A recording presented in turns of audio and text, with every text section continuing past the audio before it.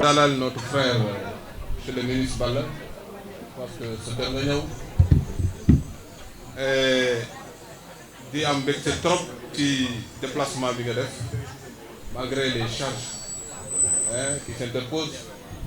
et malgré également un calendrier très chargé, mais vous n'avez pas en fait manqué de témoigner de votre présence et de nous prouver à quel point vous êtes quand même très attaché à ce que nous faisons. Nous en remercions. Donc on était presque vers la fin par rapport à cette face à face que nous devons avec la presse. Donc ce qui a été annoncé, peut-être pour nous donner en fait un fil conducteur, moi, la fusion que nous avons annoncé de manière officielle, la fusion de notre parti dans Kiraay, avec Kiraay. Donc qui va être effectivement un nouveau départ pour nous, parce que depuis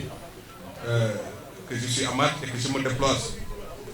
sur le champ politique, je n'ai jamais pris en fait la carte d'un parti. Mais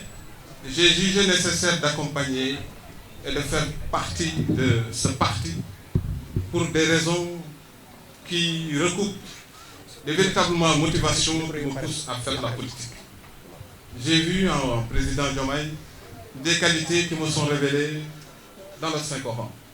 et que le prophète sallallahu alayhi wa sallam nous a enseigné. Donc, la plus remarquable est le fait d'avoir la capacité de faire preuve de patience. Et muñ kat te muñ googu dafa nekkoon li yonent bi sallallahu alayhi wa sallam conquérir àdduna yonent bi réussitam bépp muñ moo ko may wasbir kama sabara ulul azm wasbir wa ma sabruka illa billahi wasbir ala ma yaquluna na nga muñ ni lay wax wa sabbih bi amdi rabbika qabla tuluuki shamsi wa qabla xurubiha yàlla dafa musa topp yonent bi sallallahu alayhi wa sallam sur l'importance de la patience, l'endurance da nga nekk muñ kat mais ñun wax naa ko léegi Assane toog nañu King Fahd président Diomaye fekk ñu fa nañu dama bëgg ngeen muñ le ma comme ni may muñee kooku jar na jàppale beneen bi aussi moom laa doon di bëgg a jeexale ak yéen te le premier ministre l'a révélé lors de la présentation de la liste des membres de son gouvernement. Le premier ministre bi muy wax dafa am aaya bu mu def allusion ci biir waxam nee na ci loolu le président di sukkandiku pour gouverner, pour traduire en actes concrets les aspirations des Sénégalais.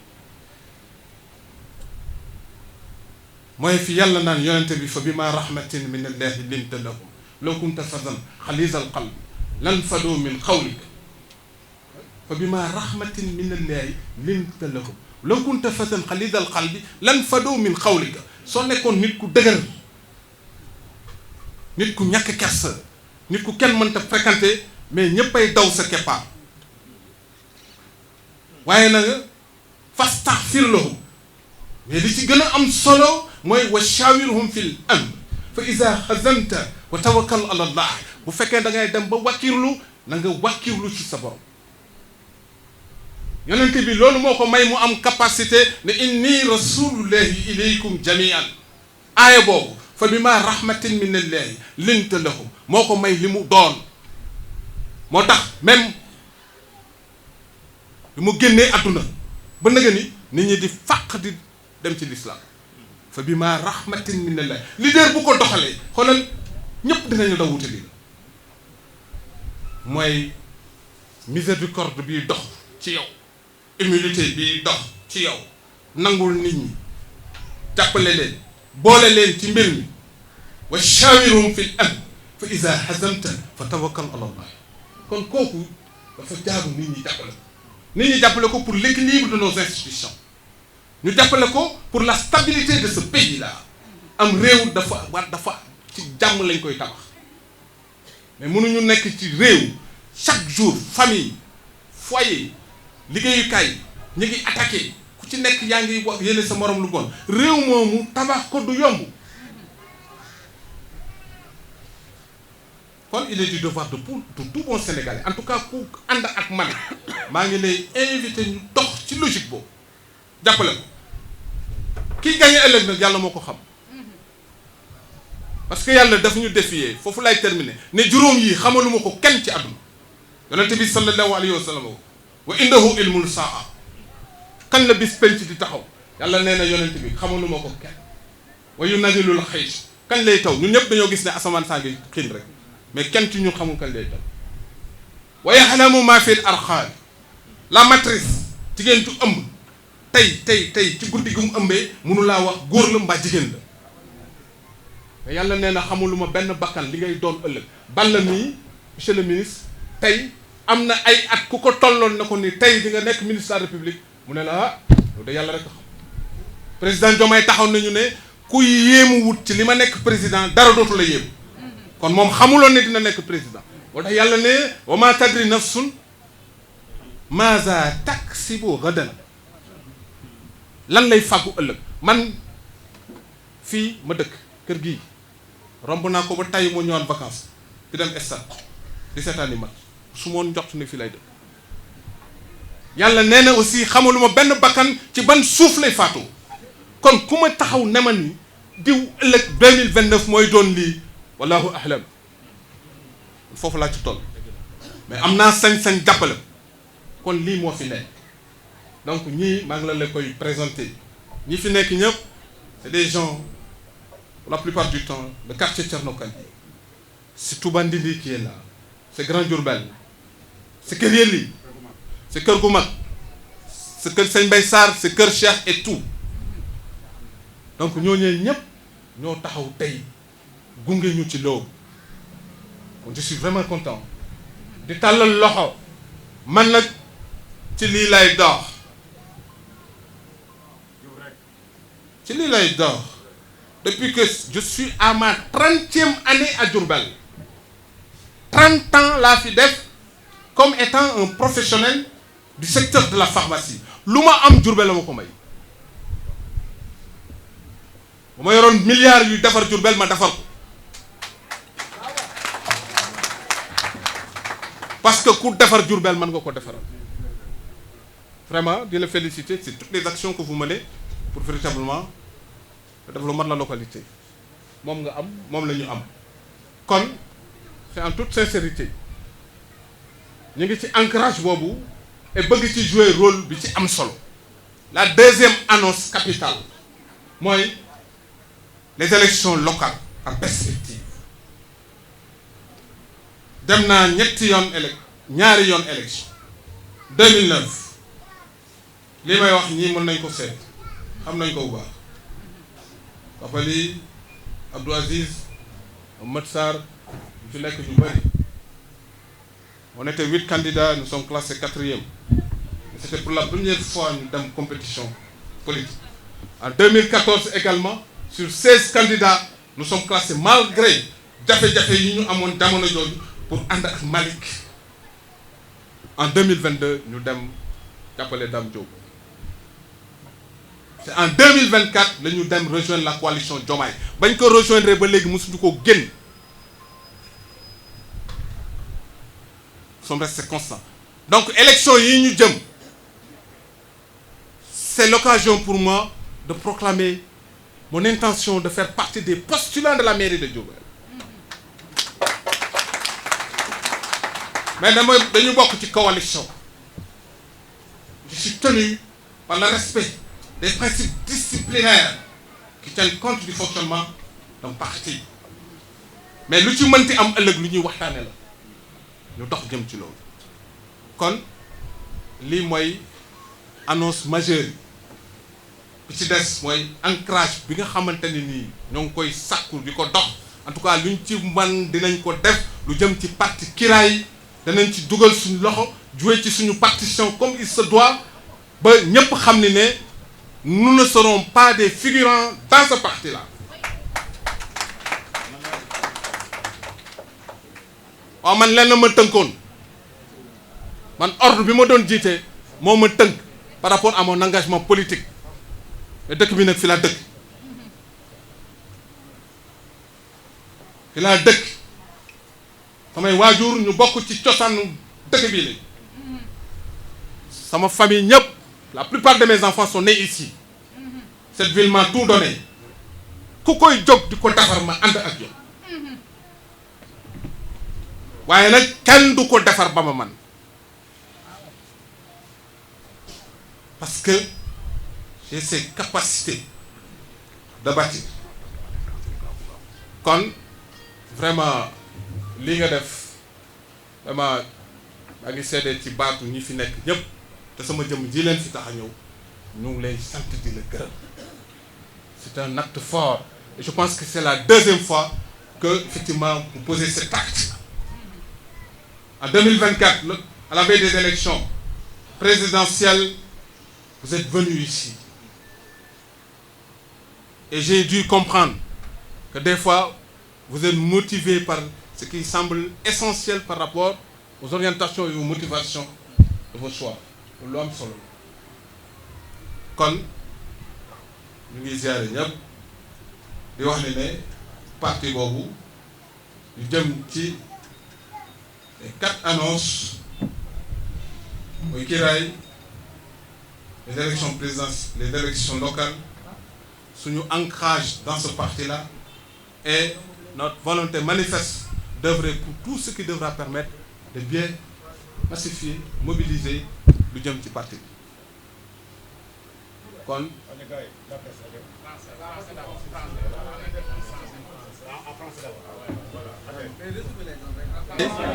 man Amath par principe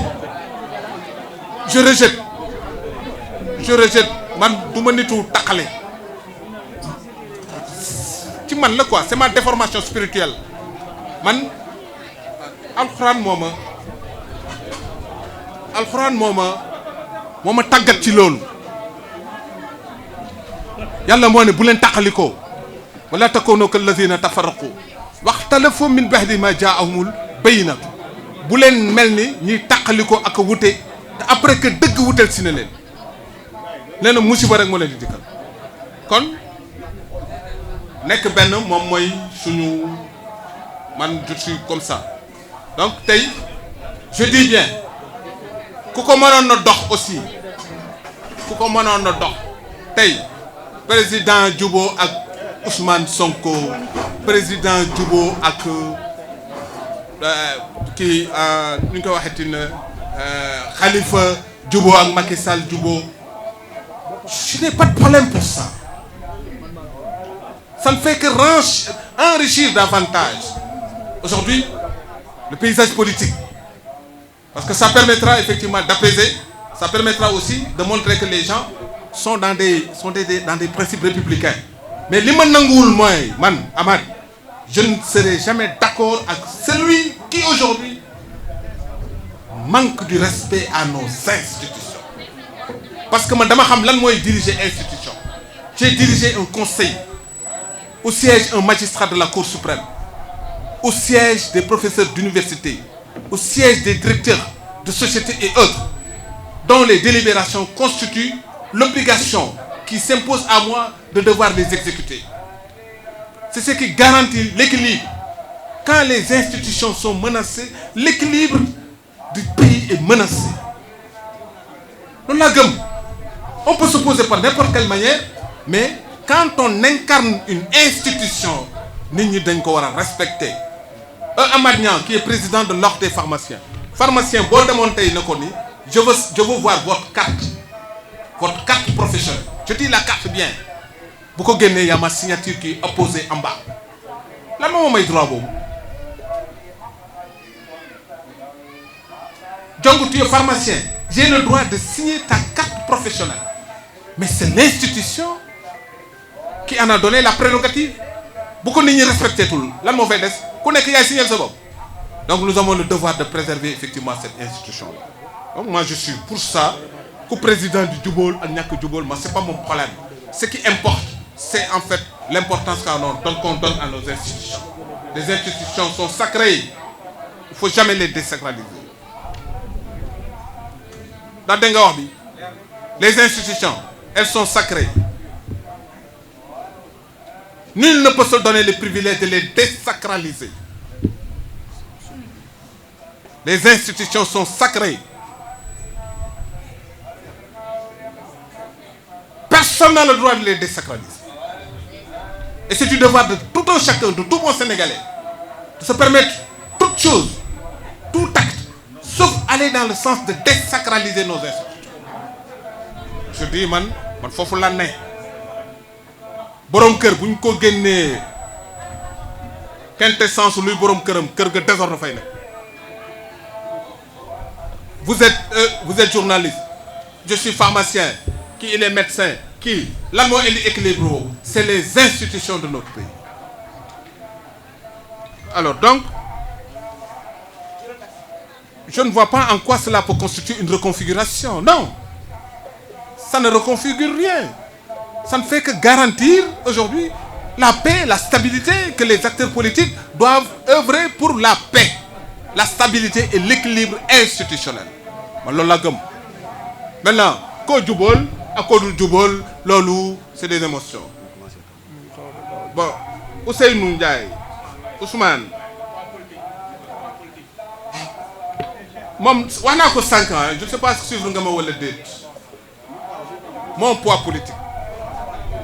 Moi, j'ai participé à 2 élections locales. En 2009, on était 8 candidats.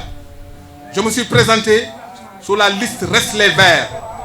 J'ai eu 3 conseillers municipaux. Je suis classé 4e. Waxna fi sank ñi sympathiser ak man ñoo ëpp ñi ñëw tay di militer ak man. Suba buñ démon élection, suba je compte des voix. Parce que là je suis ancré dans la ville. En 2014, ce qui a fait reculer notre score, c'est parce que en ce moment, tout le monde souhaitait à ce que je sois avec Mali. Mais bon, beaucoup de gens qui sont à Mali. Mais c'est les populations qui choisissent. Moi, je ne vois en quoi cela peut constituer. Et on a encore 5 tamit, Nénal, Ousseynou, Ousmane, am na profil yo xamné ni même buñ defuton politique, la République a besoin d'eux. Man, en toute modestie, en toute humilité, je le dis, man, la République a besoin de moi parce que j'ai œuvré le système de santé là a évolué. Dans le secteur, je suis le maître d'œuvre de la nouvelle loi sur la pharmacie. Je fais partie de ceux-là qui ont permis au Sénégal d'avoir aujourd'hui cette agence réglementaire pharmaceutique. La réorganisation et le nouvel organigramme de l'ordre, je suis maître d'œuvre. C'est après cela que je quitte. Parce que les hommes quittent et les institutions demeurent. J'ai été membre du collectif des présidents de la CEDEAO, membre du collectif des présidents de l'UMEOA. J'ai été vice-président de la conférence internationale des ordres pharmaciens francophones. Je connais l'ancrage du secteur de la pharmacie. Kon lolu muy politique ak ñak politique donc lolu dañu bayyi lolu réew mi waxna ko suñ ko bëggé défar dañu def focus sur les compétences. Alors Adama Ndiaye, je suis entièrement d'accord avec lui hein Animou, mais le climat politique doit être apaisé. Dañu waxante deug. Mais saga, vous savez saga, xolal yalla ni mu bañé ko bokalé mais dafa bañ ne julliti ne leen ne bu leen saaga ñiy bokalé yalla yeen julliti wala tasubbu alladhina yad'una min dunillahi fa yasubbu Allah adwa bi khayri ilmin. Bu ngeen saaga ñiy bokalé yalla ñoom dañuy saaga yalla kon kenn amul droit saaga kenn. Mais nous acteurs politiques ñoo wara ñëk taxaw ci conditions yuy tax la paix règne dans ce pays là et kooku dama cey gis jëmmi Diomaye man non nitu jàmm la oui nitu jàmm la et les gens doivent se poser des questions. Vous savez à un certain moment de la vie des citoyens war nañu poser la question mais kii yàlla jox leen lu tax yàlla jox leen dañu ne dañ ko fal waaye lu tax yàlla nanguñu fal ko maa xalaqta haza batilan yàlla du def dara ci hasard lu tax tey dans ce contexte actuel de crise là yàlla indil ñu Diomaye lu tax les gens doivent se poser des questions mënoon naa ñëw tey indi loo xamante ni tey mais pour léegi man problème yi gën a bari sénégalais yi gën a reyante ñuy dóoranteeg nangam dafa am fu àdduna yi toll yàlla dafay indi nitu jamono ko xamante ni bu ñëwee mbir yi dal ah Diomaye ku jar a jàppale la man dama koy wax fii billahi wallahi tallahi waxuma lii pour lu may wut ëllëg mu defal ma damay seede ci li may yëg parce que valeurs yi man ñii ma àndal ñoom ñii ñëpp xam nañu ci valeurs yi laa mos a dox bu muy politique fii ci dëkk bi woote ci jàmm woote ci dëgg woote ci luy dajale nit ñi mais nit bu demee ba am capacité boobu nit ñi ñoo ko war a jàppale yow ñëw fekk ay nit ne leen dama bëgg ngeen muñ leen ma yéen le président de la République dit ça muñ leen c'est fort kon Adama li nga wax la violence ne profite à personne te yàlla daf ñu tëkku ci fitna réew yu dox fitna yëpp tey loolu woo leen doon laaj ñu gën a bëgg ci àdduna mooy génn ci réew yu fitna yëpp tey génn ci lañ bëgg kon Adama je pense que tu as parfaitement raison en tout cas je suis tout à fait la philosophie nag mooy tey bàyyi ma yoro man Assane Sylla ku ci nekk ñu dox woote jàmm nañu leen di woote jàmm di wax jàmm di dox jàmm te yeneen